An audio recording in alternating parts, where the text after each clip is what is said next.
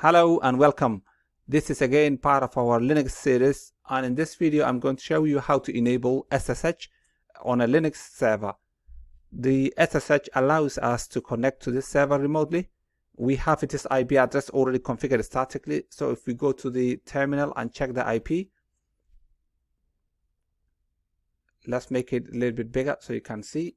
Zoom in and say if IPA, we've already had this configured in the previous video statically, so that IP is fixed. And what we need to do is some users who are using their clients, we need to allow them to connect to here. So first of all, you need to update, and you should have your latest updates on this server. Then we need to install the SSH service or OpenSSL. So OpenSSH. So what we're going to do is sudo apt install OpenSSH. OpenSSH, one word, and then server. When you do that, then it starts downloading. Let's provide the password of this user, and then we accept, and then installation starts.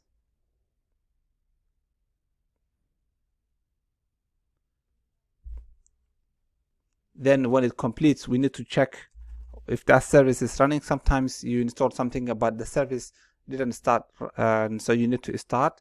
Let's check first if it's actually up. So let's say sudo apt or systemctl, we can say, because we are not the root user, so we will always be using sudo, and then systemctl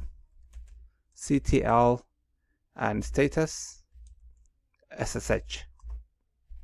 So this says it's loaded, okay, it's enabled, but the service is disabled, so it's inactive. So you need to activate that. So again, we need to go and status here, we say start SSH, and now we wait for that service, and again check its status, systemctl status, and it's starting, so we need to wait until that starts.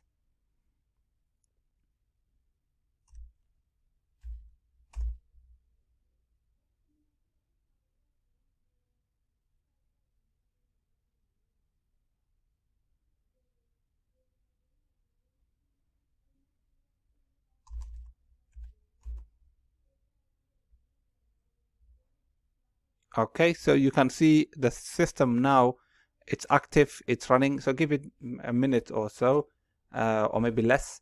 That service is now running. We installed OpenSSH and it's running.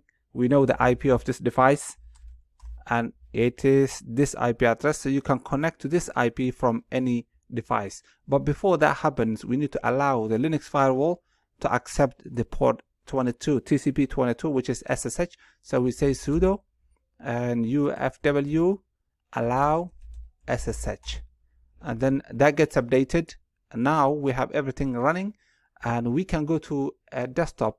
It can be a client, Linux client, or it can be Windows client. So now we are here. We can run a command prompt, the terminal here, and we can connect to the port, the IP we provided. So let's say SSH, and then we provide the user. We want to connect, so the user in there was Ubuntu, and the IP address was, we copied, so it was 192.168. okay, and so SSH, and then user is Ubuntu 192.168.24.135. that's the IP.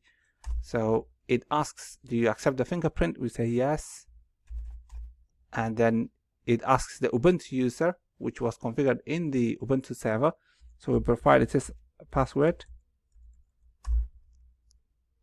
Then now we're on the server but connecting from a client. So if this is a developer, if it's an engineer who's working on something on the server, then they have access whatever the permissions allow. So let's say, who am I? You're Ubuntu's user, but you're connecting from where? You're connecting from a desktop. From in my system, I've got Butty, so let's find Butty tool, yes, Butty app. So here, if I provide the IP, which was 192.168.24.135, and we're using SSH, if we say open, then this again the fingerprint we need to accept, and then it takes me to the page. So I'm using Ubuntu user, and I provide the user password.